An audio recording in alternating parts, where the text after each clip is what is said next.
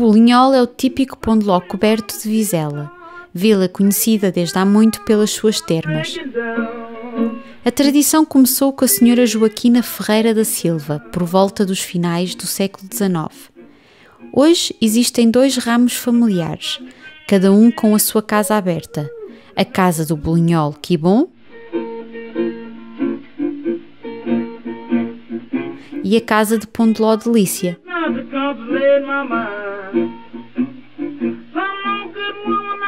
Geridas respectivamente por Maria de Fátima Salgado e por Tiago Vaz.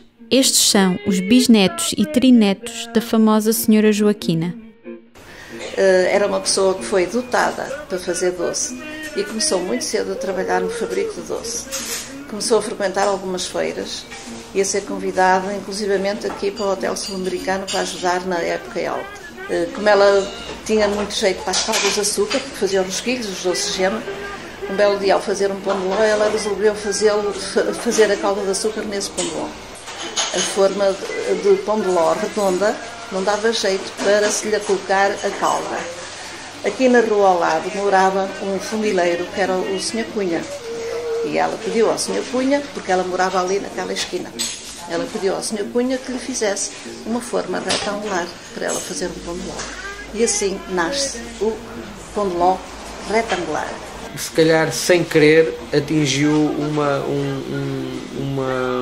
uma forma ideal, porque o bolo coze de uma forma diferente e transforma o bolo. Aquela umidade, porque é feito em formas de alumínio, que as formas de barro, temos as pingadeiras que geralmente podem ser retangulares, mas que eu falo nas pingadeiras porque é barro e a forma de rosca também é barro. E pronto, eu falo nas pingadeiras dos assados, em que também é retangular e poderia-lhe ter pegado uma pingadeira e feito naquilo, mas não, eu acho que ela evoluiu ainda mais, ela fez aquilo numa forma na altura, folheta ou qualquer coisa que não absorve a umidade da massa. Uma questão de ficar diferente, distinguir um pão de ló de outro, ser mais fácil de trabalhar depois para a cobertura do açúcar. São esses os fatores que, analisando e se tivermos a aprofundar, e pela história do meu avô, consiga chegar ao formato retangular. O bolo, desde logo, é feito para ser uma massa úmida, mas cozida, porque a maior parte das vezes chama-se pão de ló úmido, a massa encroada. Este bolo não tem um recheio, tem a cobertura, em que depois se entranha na massa e o vai tornar ainda mais úmido. Penso que essa foi a técnica, ou sempre foi o que nos distinguiu de ser um pão de ló cozido, com uma massa muito leve, muito suave, mas úmido. Cozido, mas úmido.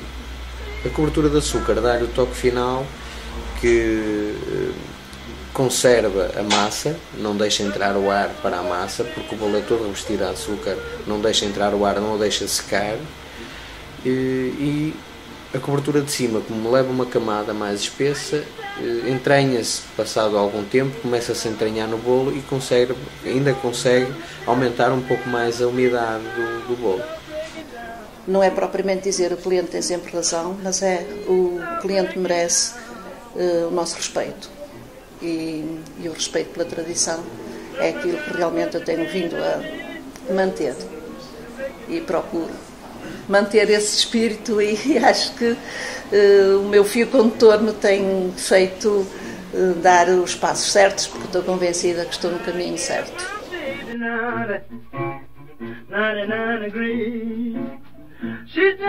Um simples cálice de vinho de Porto vai bem. Eu pessoalmente, como gosto muito de espumante, eu adoro vinho de Porto, espumante com bolinhol. Mas também vai bem com chá, com meio de leite. Com água acho que não. Portanto, o pequeno almoço, se quiser tomar um pequeno almoço com uma fatia de pão de ló, acho que não é desagradável. O doce, há pessoas que preferem o doce ao pão, portanto não é desagradável. Para o almoço, que no almoço até sabe bem com digestivo ou com o finalizar de um almoço, sabe bem ao lanche, sobem ao jantar. Never got a budget, baby. Make it lose your mind.